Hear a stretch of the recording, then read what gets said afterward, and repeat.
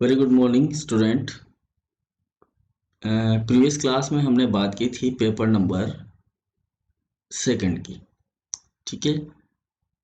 और आज हम बात करेंगे पेपर नंबर 6 की, जो कि है माइक्रोबायोलॉजी एंड प्लांट पैथोलॉजी का। ठीक है। तो इसके बारे में हम चर्चा करेंगे कि इसमें आप लोगों को जो है क्या क्या पढ़ना है। ठीक है। तो इससे पहले मैं आपको बता दूं कि जो मैम ने आपको एक पेपर जो है उसका डिस्क्रिप्शन किया होगा, उसका बायोकेमिस्ट्री एंड प्लांट फिजियोलॉजी का। ठीक है। तो जो डिस्क्रिप्शन मैम ने किया है प्लांट फिजियोलॉजी का और बायोकेमिस्ट्री का, उसको आपने अच्छे से समझ लिया होगा। ठीक है।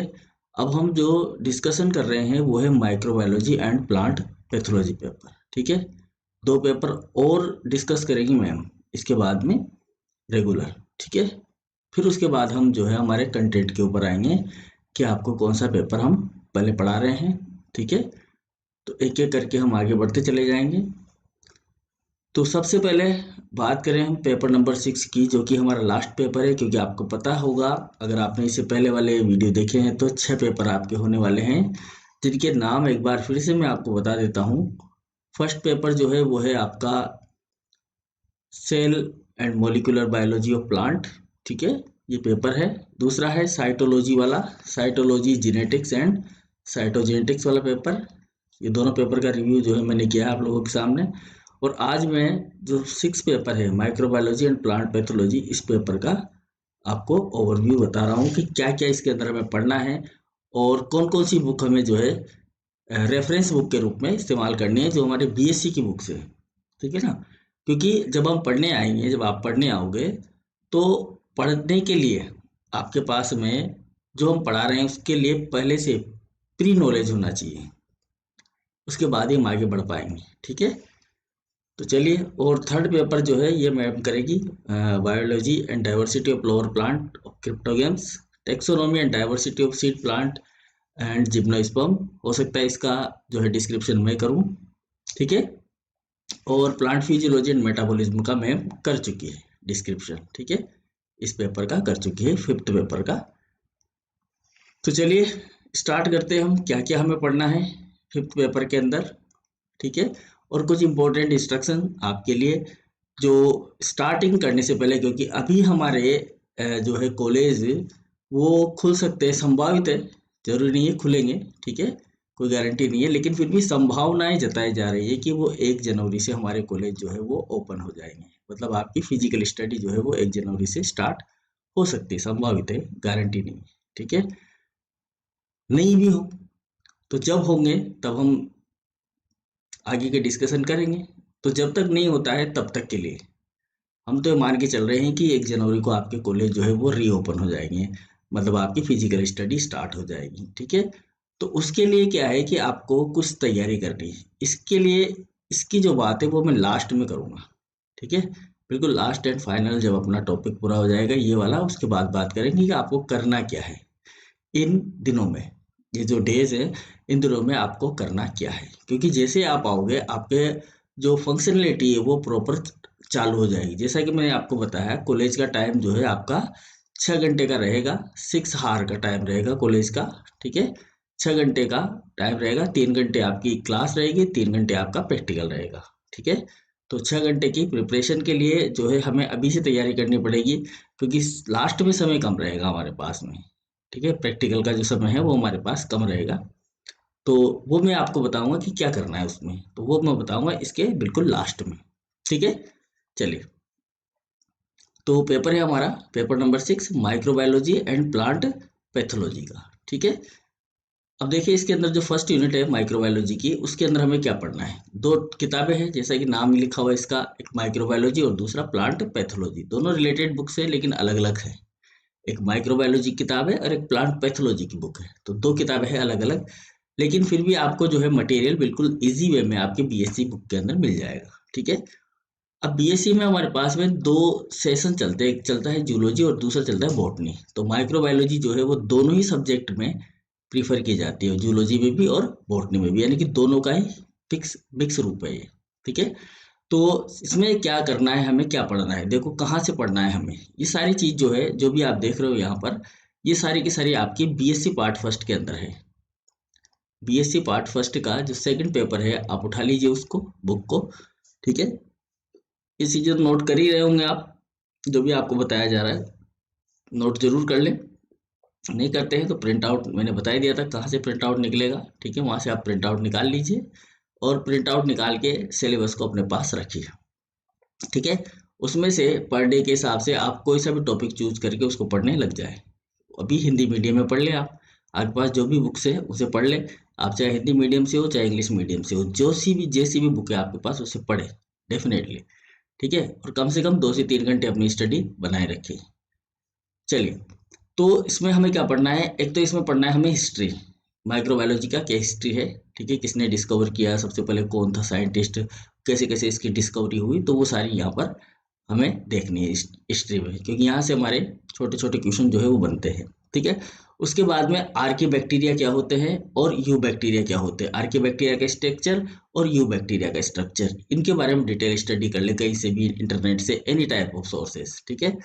जनरल अकाउंट जो जो हमारे यू बैक्टीरिया होते हैं उनका, ठीक है ना। आर्की बैक्टीरिया का जनरल अकाउंट की रिक्वायरमेंट नहीं है, नॉर्मल हमें आर्की बैक्टीरिया के बारे में जानकारी चाहिए, ठीक है।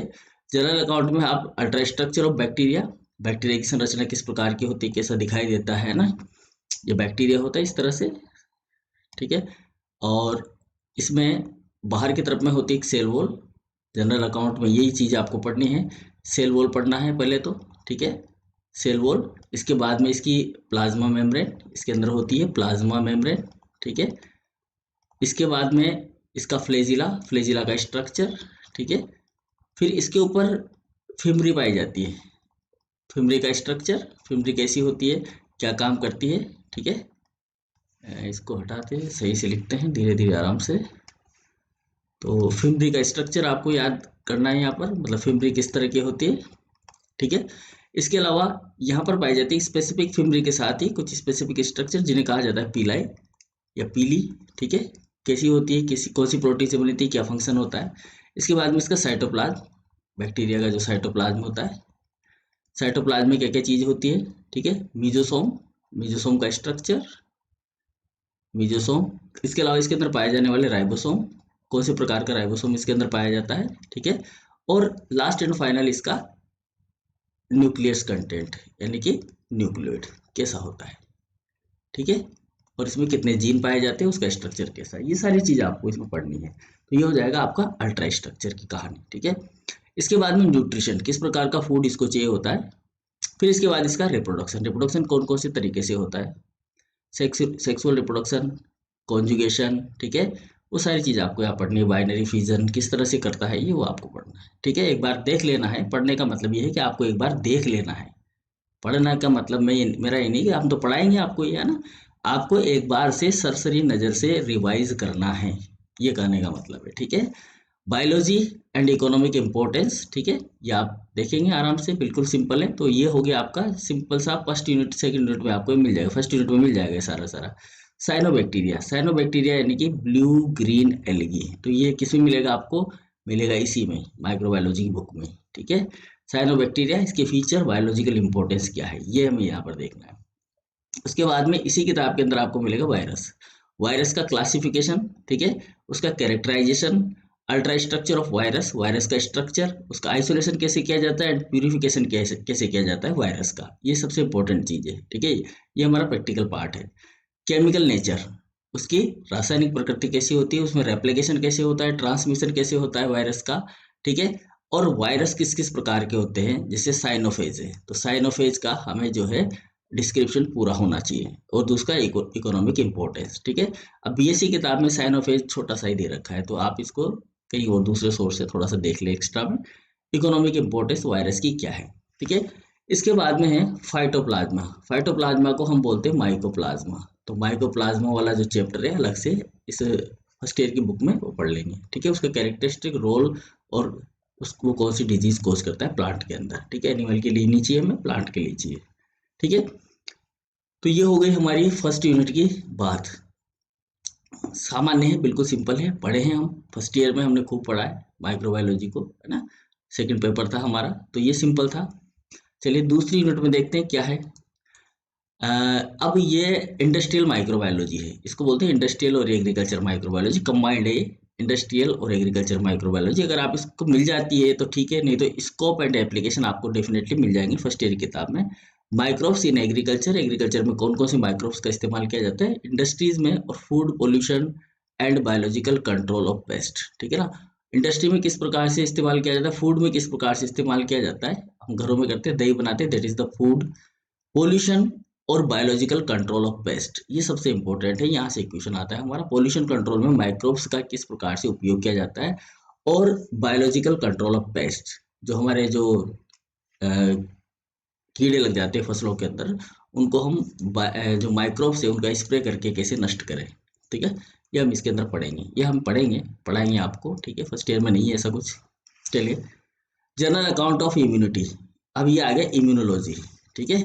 ये कौन सा पार्ट है, इम्यूनोलॉजी, ये नई किताब है, एक अलग सी किताब है इम्यूनोलॉजी। अब ये इम्यूनोलॉजी आपके चलती थी जूलॉजी के अंदर, किस में चलती थी, जूलॉजी में, और जूलॉजी में ये चलती थी बीएससी पार्ट सेकंड के अंदर, ठीक है।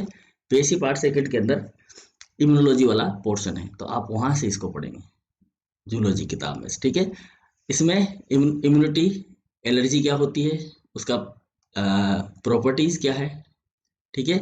एंटीजेंस, एंटीबॉडी क्या होते हैं, एंटीबॉडी की स्ट्रक्चर किस तरह की होती है, उसकी फंक्शनल एफिनिटी क्या होती है, एंटीबॉडी की स्पेसिफिसिटी क्या होती है, मोनोक्लोनल एंटीबॉडीज कैसे बनाई जाती है, उनके क्या यूज होते हैं, ठीक है। एंड एंटीबॉडी इंजीनियरिंग, एंटीबॉडी की इंजीनियरिंग क्या है, किस तरह की स्ट्रक्चर है उसकी, किस तरह से फंक्शन करती है, वो सारी चीजें यहाँ पर, ठीक है। और इसके अलावा सीरोलॉजिकल टाइप्स है, जिसमें हम वैक्सीन का प्रोडक्शन करते हैं, ठीक है। Biofilm, biochip, biosensor and bio surfactant, ये आपको मिल जाएंगे किसके अंदर, हमारी बॉटनी की किताब के अंदर, बॉटनी की बीएससी फर्स्ट ईयर की किताब मिल जाएंगे आपको ये सारी चीजें, ठीक है। इनमें से एक क्वेश्चन 100% आता है, 100% हर पेपर में आता है ये क्वेश्चन, यहाँ से कोई सा भी उठा लेता है, बायोफिल्म, बायोचिप, बायोसेंसर या बायोसरफेक्टेंट में से एक टॉपिक उठाता है और लिख देता है right A short note on biochip, biochip क्या होती है, ठीक है। तो ये आपको बायोफिल्म तो मिल जाएगा, बायोफिल्म मिल जाएगा आपको बीएससी फर्स्ट ईयर में, बायोचिप, बायोसेंसर और बायोसरफेक्टेंट, ये आपको इंटरनेट पे सर्च करना पड़ेगा, ठीक है। तो ये आपको मिल जाएगा, जनरल है, नॉर्मल चीज है, ठीक है। वैसे तो ये आता है किसके अंदर, नैनो टेक्नोलॉजी के अंदर, किसके अंदर आता है, नैनो टेक्नोलॉजी के अंदर आता है, और इसको आप लोग बायोटेक में पढ़ते हैं, बायोटेक्नोलॉजी और नैनो टेक्नोलॉजी के अंदर ये जो है टॉपिक आते हैं, ठीक है। लेकिन फिर भी हमें यहाँ पढ़ना है, अब छोटा छोटा है तो हम पढ़ना ही पड़ेगा, क्योंकि हम नैनो टेक्नोलॉजी तो पूरी पढ़ने वाले हैं नहीं, हमें तो इतना सही चाहिए कि बायोफिल्म कैसे बनाई जाती है, क्या होती है, कैसे बनती है, ठीक है। बायोफिल्म जनरली जो हमारी, आपने देखा होगा कि जब हम रात को पानी भर के बाल्टी के अंदर छोड़ देते हैं, बायोफिल्म के बारे में बता रहा हूँ मैं, बायोचिप और बायोसेंसर तो अलग चीज़ है ना। अभी बायोसेंसर के बारे में बताऊंगा, बायोसरफेक्टेंट भी बताऊंगा आपको, और बायोचिप भी बताऊंगा कैसे कैसे होता है, ठीक है। तो बायोफिल्म क्या होती है जनरल बताऊंगा ना, फिर बाद में आप सर्च करके उससे अपना आइडिया लगा लें कि हाँ हम जो पढ़ रहे हैं वो सही पढ़ रहे हैं ना। तो बायोफिल्म क्या होती है कि जो बाल्टी होती है जिसमें हम पानी भर के छोड़ देते हैं, जब आप उस पानी को सुबह उठने के बाद उसको फेंको, फेंकने के बाद जब आप उसके ऊपर हाथ घुमाओगे तो आपको चिकना सा लगेगा, चिकना सा लगेगा। उसका कारण क्या है कि उसके ऊपर जो है बैक्टीरिया ने, उसकी जो सरफेस था बाल्टी का, उस सरफेस के ऊपर बैक्टीरिया ने अपनी कॉलोनी बना ली, प्रिपेयर कर ली, कॉलोनी प्रोड्यूस कर ली। उस कॉलोनी ने क्या किया है, पॉलीसेकेराइड होता है एक एक्स्ट्रा सेलुलर पॉलीसेकेराइड, जो उसके ऊपर स्रावित कर दिया है, जिसकी वजह से आपको वो एकदम चिकना लग रहा है। तो वो जो लेयर बनी है बैक्टीरिया की, उसको बोलते हैं बायोफिल्म, ठीक है। और ये बायोफिल्म जो होती है ये पानी के शोधन में काम आती है, हमारे वाटर का जो ट्रीटमेंट किया जाता है, आप देखोगे बियर प्लांट होते हैं, इधर से हमारे जो वाटर, जो आपका बोटलिंग वाटर आता है, बोतल वाला पानी जो आता है, उसके ट्रीटमेंट में इस बायोफिल्म का इस्तेमाल किया जाता है। और भी जो हमारे इंडस्ट्रीज होती हैं, जो बड़ी बड़ी इंडस्ट्रीज है जिनके अंदर से केमिकल का सबसे ज़्यादा यूटिलाइजेशन किया जाता है, वहाँ पर भी उनके जो पाइप्स होते हैं उनके अंदर ऐसी बायोफिल्म को प्रिपेयर किया जाता है। तो एज ए माइक्रोबायोलॉजिस्ट अगर आप आगे माइक्रोबायोलॉजी में कुछ करना चाहते हैं तो बहुत इंपॉर्टेंट फैक्टर है ये, और बहुत इंटरेस्टिंग भी है। इसी तरह बायोचिप क्या होती है, बायोचिप जो होती है वो भी एक प्रकार का बैक्टीरियल एरे होता है। बैक्टीरियल एरे का मतलब होता है कि हम इस तरह का एक नॉर्मल सा चिप जैसा, जैसे मोबाइल फ़ोन का चिप आता है उस तरह का एक वो जो मोबाइल फ़ोन का चिप होता है वो तो सिलिकॉन का चिप होता है। यहाँ पर हम क्या करते हैं, यहाँ पर हम सेल जो होती है, हमारी जो सेल होती है, या तो बैक्टीरियल सेल ले लें या नॉर्मल यूकेरियोटिक सेल ले लें। किसी भी प्रकार की सेल को एज ए एरे में इस तरह से एरे बनाते हैं। एरे का मतलब एक लाइन बनाते हैं इस तरह से ना, और उस लाइन में उनको क्या करते थे, जमा देते हैं। फिर उनके बीच में क्या एक्टिविटीज होती है और वो किस प्रकार के सिग्नल देती है, ठीक है ना, उनको आइडेंटिफाई किया जाता है। और इन बायोचिप का इस्तेमाल आजकल किस में किया जा रहा है, डिजीज के ट्रीटमेंट में किया जाता है। कहीं पर अगर डिजीज होती है तो उसको आइडेंटिफाई करने में हम इसका इस्तेमाल करते हैं। इसी तरह का होता है बायोसेंसर भी। बायोसेंसर में आपको, अभी आपने देखा होगा कि छोटे छोटे ऐड आते हैं हमारे टीवी के ऊपर ग्लूकोमीटर के। किसका? ग्लूकोमीटर, जो ग्लूकोज, ब्लड के अंदर ग्लूकोज को नापने का काम करता है। तो उसमें क्या होता है कि जो ग्लूकोमीटर होता है, उस ग्लूकोमीटर को जैसे ही ब्लड से टच कराते हैं, वो तुरंत ही जो होता है ग्लूकोज के उस ब्लड के अंदर कितना अमाउंट ग्लूकोज है उसको आइडेंटिफाई कर लेता है। पहले क्या होता था, पहले जिसको डायबिटीज होती थी वो जाता था, ब्लड निकलवाता था, फिर उसका एस्टिमेशन किया जाता था, ग्लूकोज को आइडेंटिफाई किया जाता था, तब जाकर फिर रिजल्ट आते थे और पता लगता था कि हाँ आपके शुगर बढ़ गया, इतने तो बहुत बढ़ जाता था व्यक्ति को, है ना। लेकिन आजकल ऐसा नहीं है। आजकल डॉक्टर के पास जाने की जरूरत नहीं है, ग्लूकोमीटर लाओ घर पे और टच कराओ अपने ब्लड को। छोटी सी नीडल होती है उसके अंदर, जैसे इसके अंदर हमें पता भी नहीं लगता कि हमारा ब्लड जो टेस्ट हो रहा है, और जैसे इसके अंदर एंटर कराते हैं ब्लड के अंदर, उंगली के ऊपर एंटर कराओ, एंटर कराते हैं वो मीटर बता देता है हाँ जी। बाहर से भी आजकल तो ऐसी आ गई कि बाहर से विदाउट एंट्री करके, ब्लड में एंट्री करने के बजाय ही बाहर से ही वो सेंस करके बता देता है कि आपके ब्लड के अंदर इतना ग्लूकोज है। तो डेट इज ए बायोसेंसर। समझ में आया? ठीक है। इसी तरह बायोसर्फेक्टेंट होता है। बायोसर्फेक्टेंट भी वही होते हैं, छोटे छोटे बैक्टीरिया होते हैं, और ये बैक्टीरिया क्या करते हैं कि जो हमारे पोल्यूटेड वाटर होता है, जो पोल्यूटेड वाटर होता है, उस पोल्यूटेड वाटर से पोल्यूशन, जो मेटल्स वगैरह होते हैं, ठीक है, आयंस होते हैं, उनको रिड्यूस करने का काम करता है, उनको हटाने का काम करता है। तो इनको बोलते हैं बायोसर्फेक्टेंट। तो हम ऐसे बैक्टीरिया के पाउडर को एज ए बायोसर्फेक्टेंट इस्तेमाल करते हैं पॉन्ड्स के अंदर, इनके अंदर जहाँ पर पोल्यूशन ज़्यादा होता है, या जहाँ पर जैसे कचरा फेंका जाता है बहुत ज़्यादा अमाउंट में, ठीक है, तो वहाँ पर जो वाटर ट्रीटमेंट किया जाता है वो बायोसर्फेक्टेंट के द्वारा किया जाता है। इसके अलावा क्लॉथिंग जो होती है, हमारे जो क्लॉथ होते हैं उनको भी साफ करने के लिए इसको इस्तेमाल किया जाता है, सर्फ के रूप में नहीं, एज ए बायोसर्फेक्टेंट के रूप में, ठीक है ना, एज ए केमिकल नहीं, एज ए बायोसर्फेक्टेंट। क्लॉथ हो गए, यूटेंसिल्स हो गए, हमारे हमारे जो खाने के बर्तन होते हैं उनको, तो उनके ऊपर से दूसरे तरह के जो बैक्टीरिया है जो हमारे लिए हार्मफुल होते हैं या हानिकारक होते हैं, उनको हटाने के लिए इसका इस्तेमाल किया जाता है, ठीक है। तो ये आप पढ़ेंगे इसके अंदर, बड़ा मजा आने वाला है आपको, ठीक है।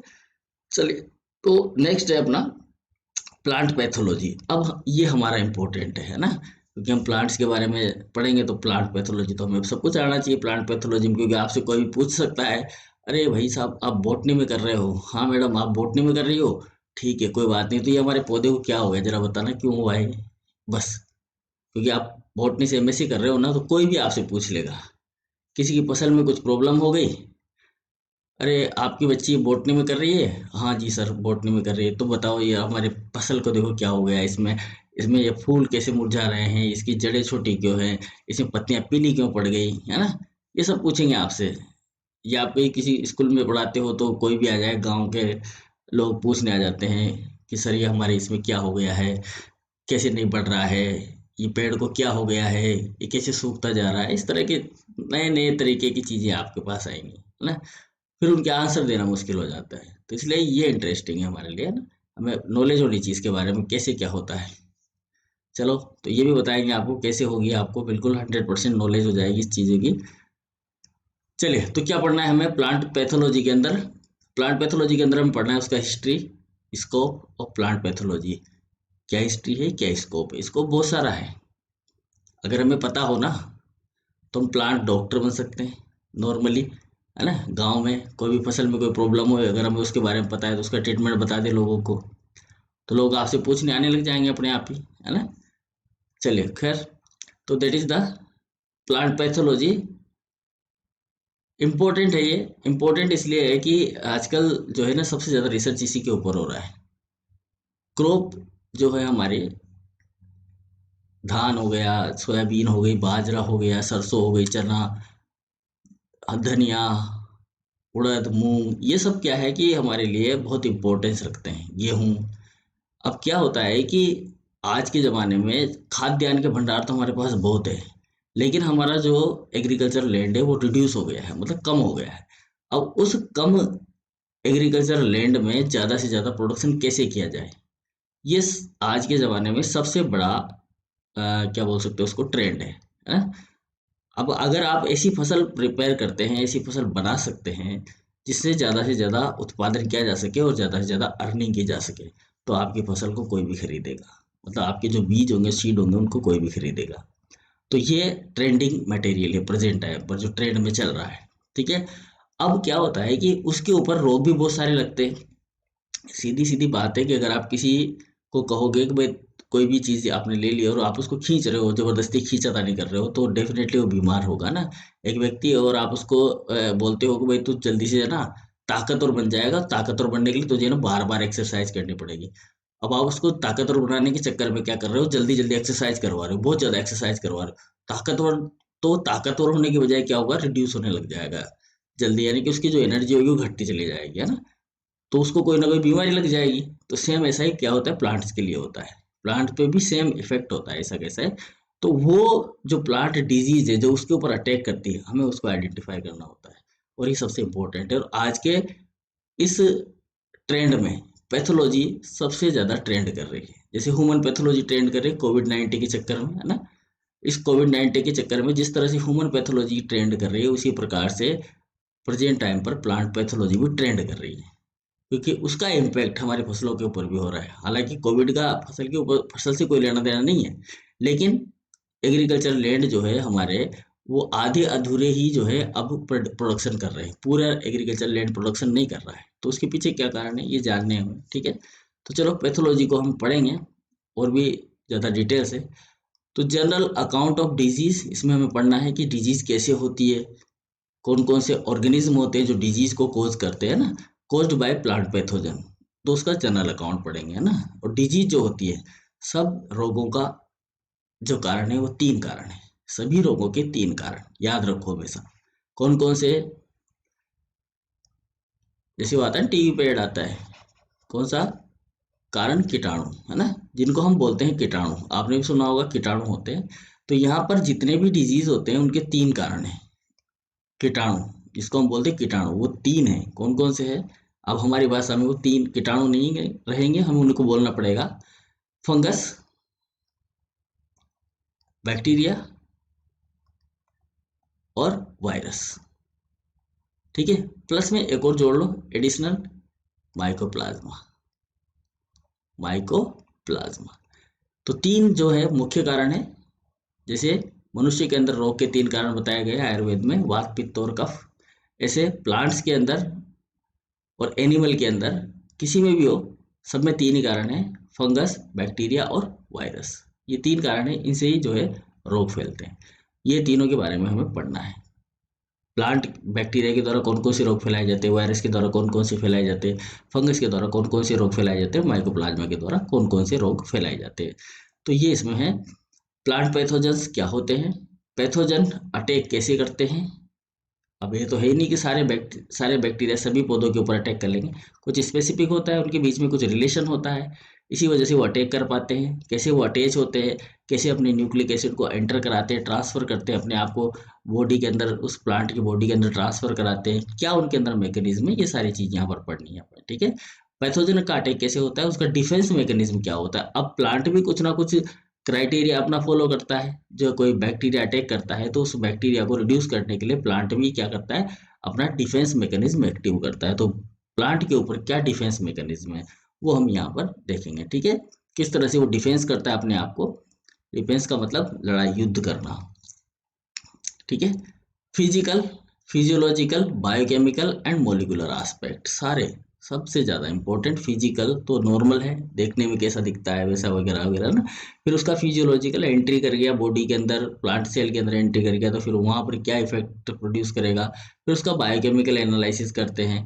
फिर उसका मोलिकुलर एस्पेक्ट देखते हैं कि मोलिकुलर बायोलॉजी के अकॉर्डिंग वो किस तरह का जो है प्रोडक्ट बना रहा है बॉडी के अंदर, मतलब सेल के अंदर। ठीक है। नेक्स्ट है प्लांट डिजीज मैनेजमेंट। अब जब डिजीज हो जाती है तो फिर उसका मैनेजमेंट भी करना पड़ता है ना।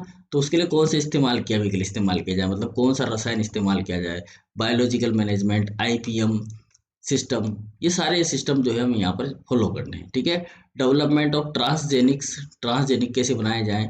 ठीक है, वो फर्स्ट फर्स्ट पेपर में पढ़ा हमने ट्रांसजेनिक के बारे में, सेकंड पेपर में पढ़ा और यहाँ पर भी पढ़ेंगे 3-3 बार। ठीक है। बायोपेस्टिसाइड कैसे बनाए जाते हैं, क्या होते हैं, प्लांट डिजीज क्लिनिक किस तरह से फंक्शन करते हैं। अब प्लांट डिजीज क्लिनिक आपके गांव में भी है लेकिन आपको पता ही नहीं होगा, है ना। जो एग्रीकल्चर सुपरवाइजर है, आपने भी दिया होगा एग्रीकल्चर सुपरवाइजर का एग्जाम। तो एग्रीकल्चर सुपरवाइजर जो होता है वो एज ए प्लांट डॉक्टर होता है ना। वो बताता है आपको कि आपके प्लांट में इस तरह की डिजीज है और उसको कैसे हैंडल करना है आपको, तो वो उसे बोलते हैं प्लांट डिजीज क्लिनिक। ठीक है। Preliminary account of application of biotechnology in plant pathology, plant pathology में बायोटेक्नोलॉजी का क्या रोल है वो हमें यहाँ पर पढ़ना है।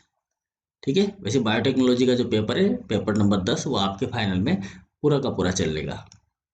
अब आ जाते हैं यूनिट 4। अब देखो, ये है थोड़ा सा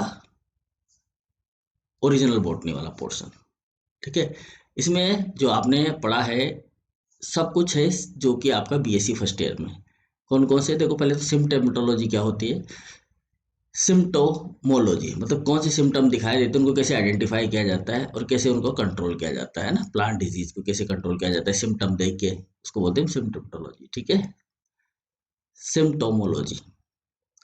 फंगल डिजीज, फंगल डिजीज कौन कौन सी पढ़नी है हमें, वीट का, रस्ट, स्मट और ब्लंट डिजीज। ये ब्लंट है ना, ब्लंट डिजीज, ये है ब्लंट।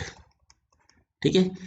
ये तो पढ़नी है वीट की, मतलब गेहूं की रस्ट डिजीज, गेहूं की स्मट डिजीज और गेहूं की ब्लंट डिजीज। फिर बाजरे के अंदर हमें green ear disease of bajra, ergot in bajra और स्मट ऑफ बाजरा। ठीक है, ये पढ़ना है। ठीक। क्रूसीफर के अंदर हमें पढ़ना है रस्ट। देखो, अब बाजरा हमारे यहाँ बोया जाता है हमारे एरिया के अंदर, इसलिए बाजरा हमारे लिए इम्पोर्टेंट है ना। तो इसको तो हमें पढ़ना ही है। पेडी, पेडी को बोलते हैं हम चावल। पेडी ब्लास्ट डिजीज होती है इसके अंदर। ठीक है, जो काला पड़ जाता है चावल, मतलब वो जो उसकी जो क्या बोलते हैं फ्लोरेंस होता है, मतलब क्या कहते हैं जनरल भाषा में उसको, इस तरह की जनरल भाषा में, वैसे तो इसको दंगी बोला जाता है ना। ये ठीक है, इसको बोलते हैं इन्फ्लोरेसेंस। क्या बोला जाता है, इन्फ्लोरेसेंस। ठीक है। ये जो इन्फ्लोरेसेंस होता है ये ब्लैक हो जाता है, काला पड़ जाता है। अब इसको आप जनरल भाषा में क्या बोलते हो, जहां पर गेहूं की वो आते हैं बाली, गेहूं की बाली, जैसे ऐसे धान की बाली आया मुझे याद, धान की बाली। ठीक है, ये जो बाली होती है जिसे हम बोलते हैं इन्फ्लोरेसेंस। ठीक है, हमारी जो लैंग्वेज है उसमें कहा जाता है इन्फ्लोरेसेंस। तो ये जो इन्फ्लोरेसेंस होता है, इस इन्फ्लोरेसेंस के अंदर ये डिजीज जो है बहुत खतरनाक होती है और इसको बोला जाता है पेडी ब्लास्ट। जैसे इन्फ्लोरेसेंस तैयार होता है, जो पेडी होती है, ये पेडी है, मतलब जो धान है, वो धान क्या होता है, काला पड़ने शुरू हो जाता है। तो इसको बोला जाता है पेडी ब्लास्ट डिजीज। ठीक है। और ये बंगाल में हुआ था। कॉटन, कॉटन का विल्ट रोग, सूखना, सूखा रोग बोला जाता है इसको। ग्रेप्स, इसको बोलता है डाउनी मिल्ड्यू रोग इसका, और एक पाउडरी मिल्ड्यू। दो तरह के रोग होते हैं ग्रेप्स के अंदर, डाउनी मिल्ड्यू और पाउडरी मिल्ड्यू। ये फंगल डिजीज हैं सारी के सारी, इनके बारे में पढ़ना है। बैक्टीरियल डिजीज में हमें वीट के अंदर जो टुंडा रोग होता है उसको पढ़ना है। ठीक है। और सिट्रस कैंकर पढ़ना है। सिंपल है, बिल्कुल पढ़ा है हमने। ठीक है। वायरल डिजीज के अंदर टोबैको मोजेक वायरस के बारे में और भिंडी का येलो वेन मोजेक वायरस रोग पढ़ना है। ठीक है। फाइटोप्लाज्मा डिजीज जो है अपना लिटिल लीफ ऑफ ब्रिंजल, बैंगन का लघु पर्णी रोग। ठीक है, ये पढ़ना है, जो कि माइकोप्लाज्मा के द्वारा होता है। फाइटोप्लाज्मा यानी कि माइकोप्लाज्मा। ठीक है। तो ये थे हमारे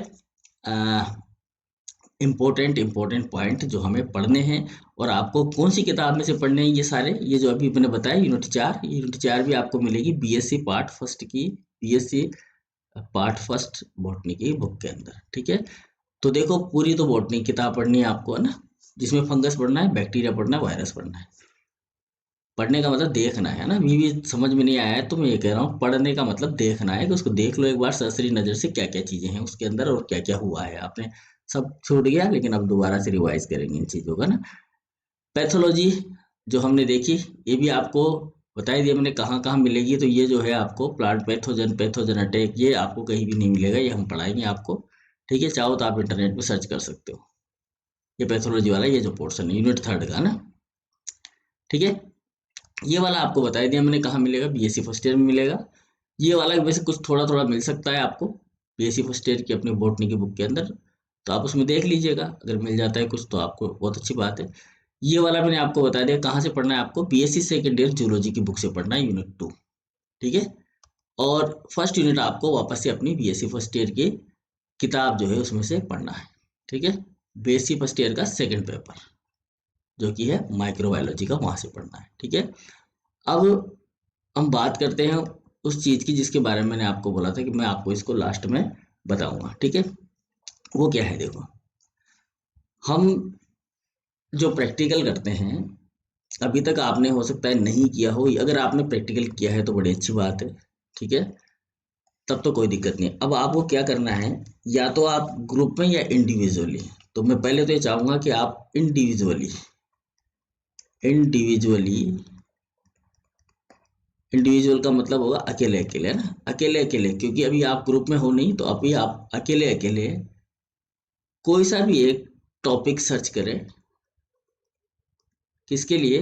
रिसर्च के लिए, रिसर्च पेपर के लिए। ठीक है, रिसर्च पेपर के लिए आपको क्या करना है, एक टॉपिक सर्च करना है, और जो आपका जो रिसर्च पेपर होगा वो पेपर हम क्या करवाएंगे, आपका पब्लिश करवाएंगे। अभी एमएससी में ही हम पब्लिश करवा देंगे आपका पेपर। ठीक है, देखो एमएससी मैंने आपको पहले बोल दिया कि ये एमएससी कोई एमएससी नहीं है, ऐसे नॉर्मल एमएससी नहीं होती है। ठीक है ना, एक तो एमएससी हो गई कि आपने डिग्री ली और कॉलेज छोड़ के चले गए, कोई लेना देना नहीं इसका, है ना। जब तक कि आपका रिसर्च पेपर पब्लिश नहीं होता, इसके क्या फायदे, पहले तो मैं बताता हूँ। टॉपिक तो आपको सर्च करना है रिसर्च पेपर के लिए, क्या टॉपिक होगा, कैसे सर्च करेंगे, क्या कीवर्ड होते हैं, वो मैं अभी आपको बताऊंगा।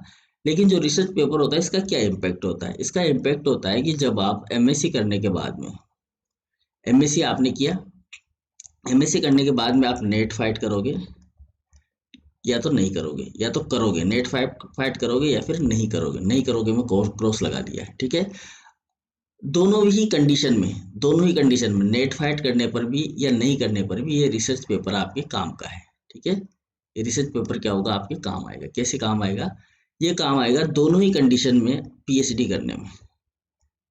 किस में काम आएगा, पीएचडी करने में। अगर आप एमएससी लेवल पर एक पेपर पब्लिश करते हैं और आपका नेट क्लियर होता है, ठीक है, या आपका जीआरएफ क्लियर होता है, नेट और जीआरएफ क्लियर होता है, तो जहां भी आप जाओगे जीआरएफ लेवल पर पीएचडी करने के लिए, पीएचडी 3 लेवल पर होती है, एक एमएससी के लेवल पर, एक तो एमएससी के लेवल पर होती है, एक नेट के लेवल पर होती है, और दूसरी जीआरएफ के लेवल पर होती है। ठीक है, जिसका नेट या जीआरएफ क्लियर होता है उसको यहाँ पीएचडी में कोई एंट्रेंस एग्जाम नहीं देना होता। एंट्रेंस एग्जाम में उसको क्या होती है, छूट मिलती है, एंट्रेंस नहीं देना होता। ठीक है, चलिए अब आप जीआरएफ करने गए, जीआरएफ का मतलब होता है जूनियर रिसर्च फेलोशिप, यहाँ मिलते हैं आपको 35,000 रुपीज पर मंथ। ठीक है, कितना मिलता है भाई, 35,000 रुपीज पर मंथ मिलता है इस पीएचडी में। ठीक है, और पीएचडी भी हो जाती है साथ में। जीआरएफ आपने क्लियर किया through the CSIR net exam. ठीक है, हम बात करें रिसर्च पेपर क्यों पब्लिश करना है इसके बारे में। इसके बारे में तो मैं आपको बता रहा हूँ कि कहाँ काम आएगा आपके रिसर्च पेपर। ठीक है, तो जो नेट आपने क्लियर किया है भाई, ये नेट क्लियर आपने या तो नेट किया है या फिर जीआरएफ किया है, एग्जाम दिया आपने सीएसआईआर नेट का, तो आपको या तो जीआरएफ की सर्टिफिकेट मिलेगा या फिर नेट का मिलेगा। जीआरएफ के लिए जो है हमारे पास में कभी कभी 3% सीट होती है, कभी 50% सीट हो, 3 to 50% सीट होती है जीआरएफ के लिए। बाकी जो सीट होती है वो नेट के लिए होती है। तो आप टॉप 15 में आओगे तो आपको जीआरएफ की डिग्री मिल जाएगी। ठीक है, टॉप 15 का मतलब है जैसे कि मान लो 1000 सीट है। ठीक है, 1000 सीट में इसका मतलब है कि आपको 150 सीट में अगर आप आते हो 1000 में से, तो आपको जीआरएफ की डिग्री मिल जाएगी। ठीक है, चलो तो जीआरएफ अगर आप करते हो और आपका पेपर ऑलरेडी पब्लिश है, तो कोई भी हायर इंस्टीट्यूट का मतलब जो इंडिया के टॉप मोस्ट इंस्टीट्यूट है आपको एडमिशन दे देंगे जीआरएफ के लिए, क्योंकि आपको पैसे देंगे ना वो, कितने, 35,000 रुपया पर मंथ, 35,000 मिनिमम है। ठीक है ना, ये कितना है, मिनिमम है। देखो यहाँ कमाई का बताता हूँ मैं जरिए आपको, क्या कमाई है यहाँ पर जीआरएफ करने पे। 35,000 रुपये पर मंथ आपको मिनिमम मिलेगा, ठीक है। इसके अलावा प्लस आपको मिलेगा HRA, ठीक है, TA प्लस DA, ये सब मिलता है यहाँ पर, है ना। ये एक प्रकार की गवर्नमेंट जॉब है, लेकिन इसकी भी एक लिमिट है। ये मिलेगा आपको केवल मात्र 3 ईयर्स के लिए। कितने ईयर्स के लिए, 3 ईयर्स के लिए। 3 ईयर से अगर आपका रिसर्च एक्सटेंड होता है 6 ईयर तक, तो आपको ये जीआरएफ कन्वर्ट हो जाता है SRF के अंदर। किस में हो जाता है, SRF में, और ये अमाउंट बढ़कर हो जाता है 45,000 के लगभग। वैसे भी आपको +HRA मिल रहा है, TADA मिल रहा है, तो वैसे भी आपको ये 42-43 हज़ार रुपये मिलते हैं पर मंथ के हिसाब से, हर महीने। और ये इंस्टॉलमेंट में आता है, 3-3 महीने की इंस्टॉलमेंट में। तो काफ़ी अच्छा बढ़िया बिजनेस है, बिजनेस ही है, जॉब नहीं है ना। इसके बाद में आपकी PhD हो जाएगी और फिर आप डॉक्टरेट हो जाओगे। तो यहाँ पर इस जीआरएफ में सबसे इम्पोर्टेंट है आपका रिसर्च पेपर। अगर आपका रिसर्च पेपर ऑलरेडी एक पब्लिश है, ठीक है, MSc लेवल पर, तो आपको कोई भी हायर इंस्टीट्यूट जो है जीआरएफ के लिए अप्लाई करते ही अप्रूव कर देगा और आपका सिलेक्शन हो जाएगा। जितना बड़ा इंस्टीट्यूट होगा उतना ही ज़्यादा अमाउंट ही बढ़ जाएगा आपका, और उतना ही अच्छा क्वालिटी रिसर्च आप कर पाओगे। चलिए ठीक है। दूसरा लेवल है आपका नेट का। नेट के लेवल में क्या करना है, नेट अगर आपने कर लिया है और आपने PhD का एंट्रेंस दिया, ठीक है, नेट आपने कर लिया है, PhD का एंट्रेंस नहीं दिया, मान लो कि कोई इंस्टीट्यूट नेट पे भी क्या कराता है, PhD का एंट्रेंस करवा लेता है। मान लो नहीं दिया आपने या दिया, दोनों कंडीशन है। एक बंदा है जो कि MSc है, ठीक है, उसके टेस्ट में आए हैं 45 नंबर, 100 का टेस्ट है, और आप जो है PhD करने, आप नेट है आपके पास में, और आपके आए हैं 35% नंबर। कितने नंबर, 35% नंबर, ठीक है।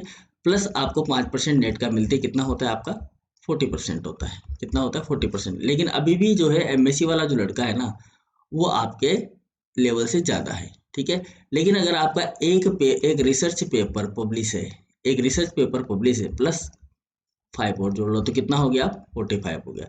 तो ये जो बच्चा 45 नंबर लेके आया है ना, इसके बराबर आपका लेवल हो गया। किसके थ्रू, इस रिसर्च पेपर के थ्रू। और अगर आपका नेट भी नहीं है, आपका जीआरएफ भी नहीं है, और फिर भी आपको PhD करनी है, क्योंकि बैठे तो रहोगे नहीं, कुछ तो करोगे ना। तो अगर आपके पास में मान लो यही कंडीशन आपके पास में 30 पे थी, कितने पे थी, 30 पे थी। एक बंदा है जो कि लेके आया है 30% नंबर खुद के, किसके थ्रू, नेट है और PhD है, लेकिन उसका रिसर्च पेपर नहीं है, ठीक है। और आप MSc हो लेकिन आपका रिसर्च पेपर है, तो +5 जोड़ लो, 35 हो गया। ये ऑलरेडी 35 लेके आया, 30 लेके आया था, और 5 इसको किसके मिले थे, नेट के मिले थे। तो अब आप समझ लो कि जो रिसर्च पेपर है, इस रिसर्च पेपर का वैल्यू कितना है। इसका वैल्यू उतना ही है जितना नेट और JRF का वैल्यू है। मतलब नेट आप फाइट करोगे तब भी आपको 5% का बोनस मिलेगा, और आपका एक पेपर पब्लिश है तब भी आपको 5% का बोनस मिलेगा, ठीक है। कभी कभी ये 3% भी होता है, तो इसमें घबराने वाली बात नहीं, 3 से 5% होता है। अलग अलग यूनिवर्सिटीज में अलग अलग ग्रेड होता है इसका, ठीक है। अब आपके एक पेपर है 5%, मान लो प्री में आपने एक पेपर पब्लिश किया, 5% आपको मिल गया। फिर फाइनल में आपने एक पेपर और पब्लिश किया, तो फिर 5% मिल गया, तो 10% तो आपके पास में ऑलरेडी एक्स्ट्रा पड़ा हुआ है। फिर आपको लाना ही कितना है, PhD का एंट्रेंस देने की जरूरत नहीं है। मतलब PhD का एंट्रेंस देते ही आपका सिलेक्शन हो जाएगा किसी भी PhD सेंटर के अंदर, चाहे कितना ही बड़ा सेंटर हो। तो ये माया है रिसर्च पेपर की, सबसे पहले तो, ठीक है, समझ में आई माया रिसर्च पेपर की, ठीक है। चलिए, अब क्या करना होता है, रिसर्च कैसे करेंगे। अब आपके दिमाग में सवाल आ गया होगा, सर ने इतनी कहानी बता दी, है ना, अब इसको करना कैसे है। देखो, आपको सर्च करना है टॉपिक। टॉपिक कैसे सर्च करें, ये सबसे इम्पोर्टेंट बात होती है। जैसे कि मान लो मेरे दिमाग में पढ़ते पढ़ते ही आया कि मैं रिसर्च करूं कि हमारे खेत में जो खाद डाला जाता है, खाद मतलब फर्टिलाइजर, खाद का मतलब फर्टिलाइजर, ठीक है। अब ये जो हमारे खेत में फर्टिलाइजर डाला जाता है, इसका इम्पैक्ट क्या होता है, मतलब इसका प्रभाव क्या होता है, ठीक है, किसके ऊपर, सॉइल के ऊपर, या फिर आप जो फसल बो रहे हो उस प्लांट के ऊपर, ठीक है, या फिर वहां के माइक्रो ऑर्गेनिज्म के ऊपर जो उसके अंदर रहते हैं। अब देखो, मैंने कैसे सर्च किया ये, मैंने कुछ किया ही नहीं, मैंने केवल आइडिया लगाया। क्या आइडिया लगाया, कि मैं ये रिसर्च करना चाहता हूँ कि जो हमारी जमीन है उसके ऊपर फसल बोई जा रही है, खेत है हमारा, ठीक है, या किसी का भी, अपने जरूरी नहीं है खेत हो अपना खुद का, जरूरी नहीं है, पड़ोसी का भी खेत हो सकता है।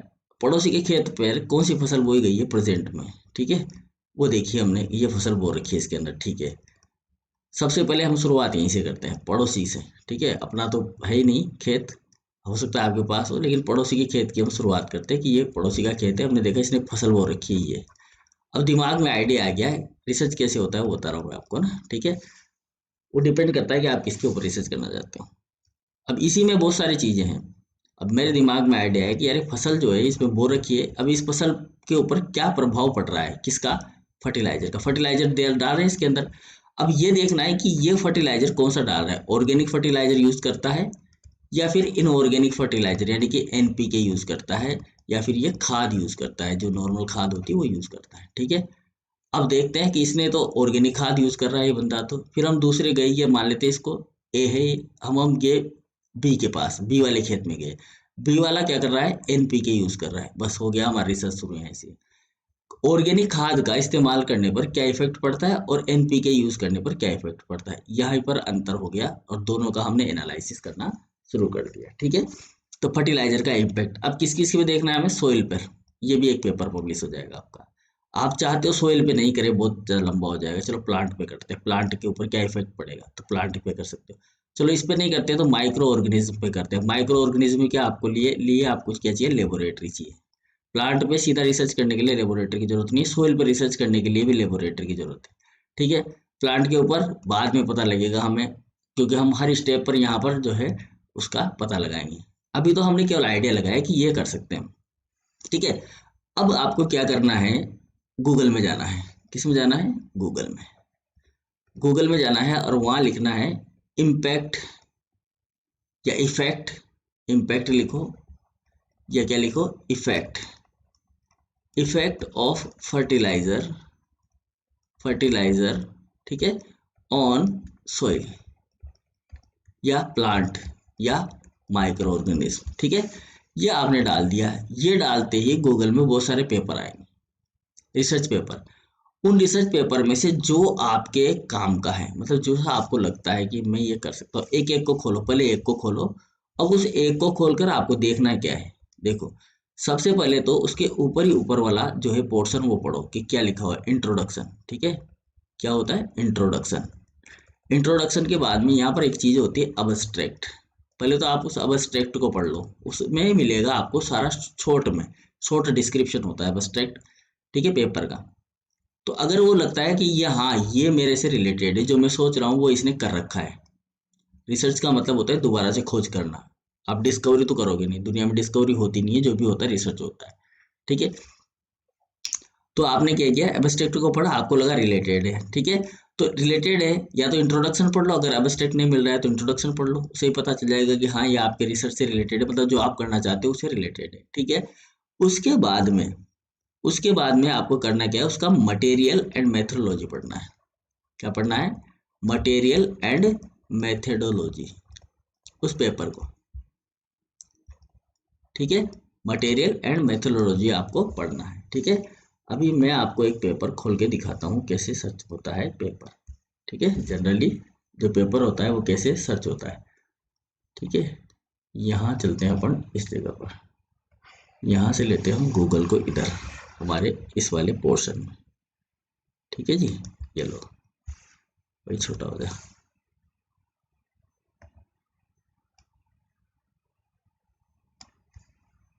चलिए अभी आपको दिख रहा है, गूगल आ गया यहाँ पर मेरे पास में, और मैं इससे पूछ रहा हूँ impact of fertilizer on crop, ये मैंने छांट लिया, ठीक है। ये इसने निकाल के दे दिया मुझे, इस तरह से निकाल के देगा आपको ये, ठीक है। स्कॉलरी आर्टिकल और impact of fertilizer on crop, तो ये वाले हमें देखने हैं, है ना। अब इसमें देखो, जैसे ये पहला है, what are the adverse effect of fertilizer application on crop, एक रिसर्च पेपर ये है, ठीक है। ये नेचर में छपा, effect of fertilizers on crop production and nutrient, ये भी एक पेपर है। फिर ये देखो, ये full article crop nutrient review and the impact of fertilizer, ये भी एक है, ठीक है। इसके बाद में ये आ गया environmental impact of excess fertilizer and manure, तो ये सब क्या है, रिसर्च पेपर है। एक तो ये तरीका होता है इसको ढूंढने का। ठीक है, अगर अब ये आपसे रिलेटेड मिल रहा है, जैसे कि ये रहा, effect of manure and fertilizer on soil fertility and soil quality, ये वाला पेपर है मान लेते हैं। ठीक है, चलो अभी हम इसको खोल लेते हैं, ये पेपर है। अब जैसे आपने इस पेपर को खोला खोला ये खुल के आ गया। अब देखो ये जो पेपर है ये रिव्यू है। क्या है ये, रिव्यू है। तो हमें ऐसा नहीं देखना है, ये मैंने इसीलिए खोला है कि आप कहीं इस तरह के पेपर ना देख लें। जैसे ये तो दे रखा है, अब इसने क्या कर रखा है, रिव्यू है। देखो ये रिव्यू कर रखा है इसका ना, पूरा का पूरा रिव्यू है। जब तक अब तक जितने भी पेपर छपे हैं इसके, इससे रिलेटेड उनके रिव्यू दे रखे हैं इसमें। तो हमें ऐसा पेपर नहीं खोजना, हमें पेपर कौन सा खोजना है, देखो वो मैं आपको बताता हूँ। हमें पेपर खोजना है ये आर्टिकल। ठीक है, क्रॉप न्यूट्रिएंट, ये भी रिव्यू है। Effect of fertilization on crop production, ये वाला खोलो, इसको खोलो, ये आपको बताएगा कैसा है। देखो चलिए इसको तो हम करते हैं एक्सेप्ट। ये देखिए, ये देखो ये एब्स्ट्रैक्ट आया, एब्स्ट्रैक्ट, ये एब्स्ट्रैक्ट। अब इसको पढ़ना है आपको, पहले सबसे पहले इसको पढ़ना है क्या क्या इसने इस्तेमाल किया है। देखो, four mineral fertilizer treatment was applied in randomize complete block design with 3 replicates. 3 बार इन्होंने जो है इसका डिजाइन, एक्सपेरिमेंट को डिजाइन किया। कैसे कैसे डिजाइन किया ये हो गया। ठीक है, अब क्या करना है, कुछ तो फ्री मिलेंगे आपको, कुछ मिलेंगे आपको पेड, पैसे में मिलेंगे। तो हमें फ्री वाले आर्टिकल पढ़ने हैं ना। फिर ये डाउनलोड पीडीएफ है। अब आप इसको भूल जाओगे तो आप पीडीएफ डाउनलोड कर लो, बहुत सौ की पीडीएफ आपको मिल जाएगी, तो पीडीएफ को डाउनलोड कर ले। जब हम पीडीएफ को डाउनलोड करेंगे यहाँ से, देखो पीडीएफ डाउनलोड हो रहा है, पीडीएफ डाउनलोड हो गया है। ठीक है, अब पीडीएफ को मैं इसी के अंदर खोल लेता हूँ, ये पीडीएफ खुल गया। ठीक है, पीडीएफ खुला मेरा। अब पीडीएफ के अंदर आपको दिख रहा होगा यहाँ पर, मैं थोड़ा सा इसको और आप लोगों के लिए बड़ा कर देता हूँ, मेरे हिसाब से हो जाएगा, तो जाना चाहिए। चलो ये हो गया ना, वेरी गुड। तो ये रहा मेरा पेपर।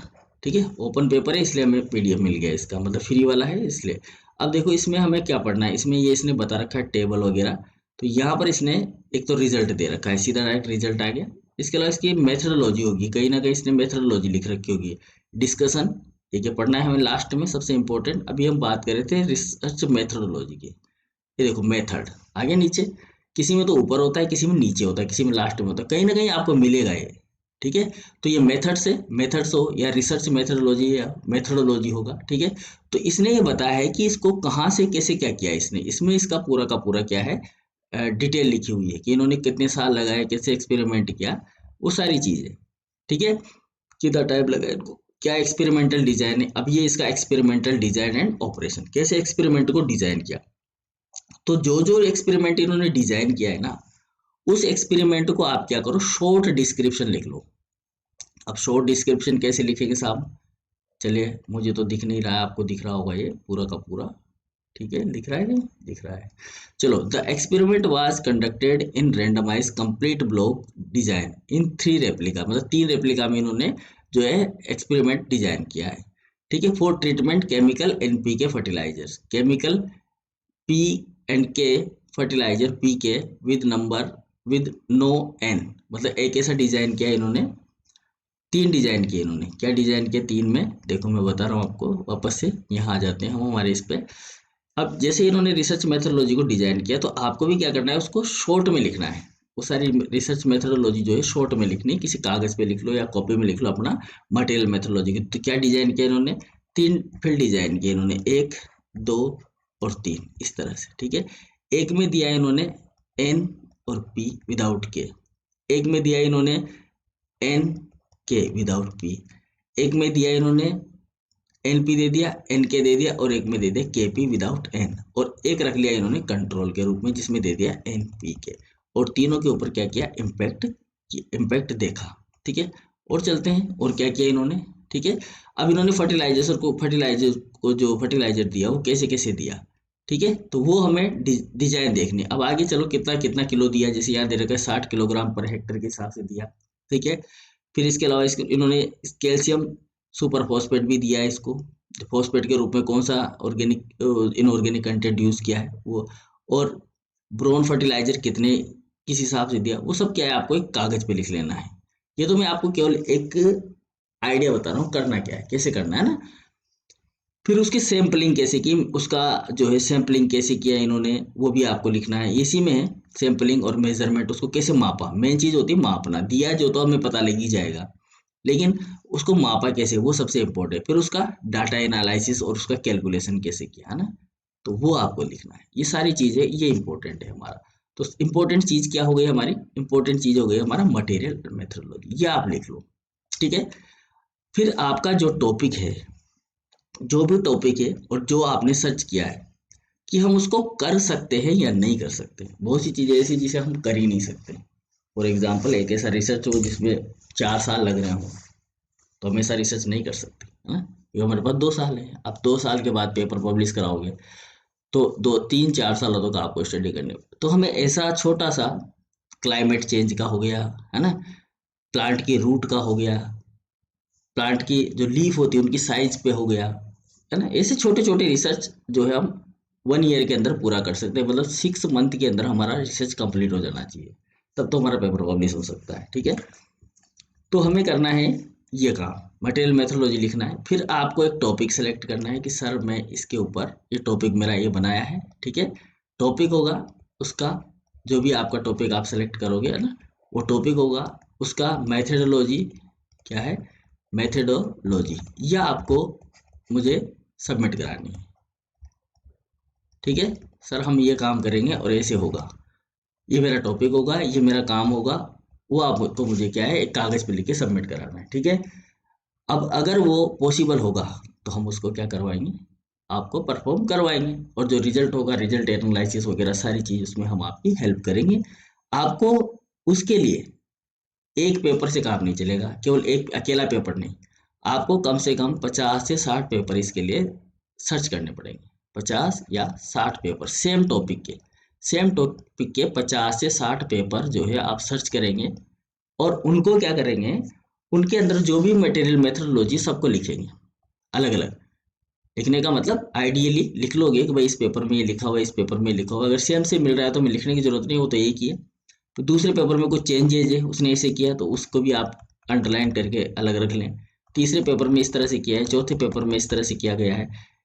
कोई चीज़ समझ में नहीं आ रही तो उस चीज़ का कीवर्ड जो है आप गूगल में सर्च करो, तुरंत वहां से निकल के आएगा कि फला व्यक्ति ने ये काम ऐसे किया था, ठीक है ना। तो इस तरह से आपकी मटेरियल मेथोडोलॉजी तैयार हो जाएगी, ठीक है। अब जो जो पेपर आपने 50 से 60 पेपर जो भी आपने सर्च किए हैं उनको आप पीडीएफ के रूप में अपने पास संभाल के रखेंगे। बाद में वो हमारे काम आएंगे किसमें, पूरा पेपर बनाने में, ठीक है। तो वो आपको संभाल के रखने हैं उससे, उस कीवर्ड से रिलेटेड। तो अभी तो कुछ समझ में आया होगा आपको। अगर नहीं आया है तो फिर आप मुझे ना संपर्क कर सकते हैं कॉलेज में आके, मैं ये करना चाहती हूँ और ये करना चाहता हूँ और ये कैसे होगा, ठीक है ना। ये आपके करिकुलम का हिस्सा है, और यही आपको जो नंबर है आपके, जो आपका 100 नंबर का 150 नंबर का प्रैक्टिकल होता है, वो 150 नंबर आपको दिलाएगा कौन, ये आपका रिसर्च पेपर, ठीक है।